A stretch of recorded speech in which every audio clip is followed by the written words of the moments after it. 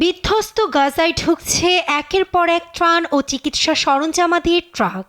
11 সপ্তাহ পর বুধবার প্রায় 100 ট্রাক পৌঁছালেও ফিলিস্তিনিদের মধ্যে নেই তেমন উচ্ছ্বাস।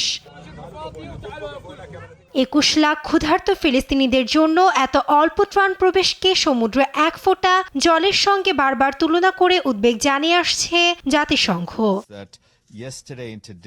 একদিকে ত্রাণ প্রবেশ, অন্যদিকে উপত্যকায় চলছে বিশেষ সামরিক অভিযান। বৃহস্পতিবার ভোরের দিকে উপত্যকা জুড়ে ঘুমন্ত ফিলিস্তিনিদের ওপর চলে ভয়াবহ বিমান হামলা।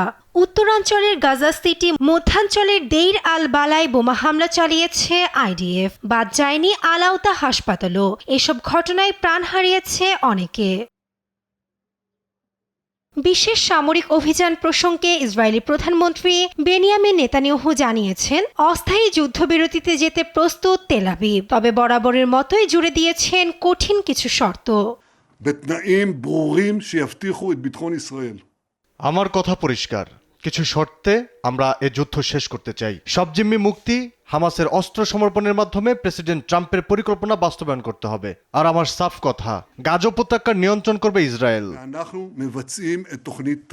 এদিকে অধিকৃত পশ্চিম তীরের জেরিন শরণার্থী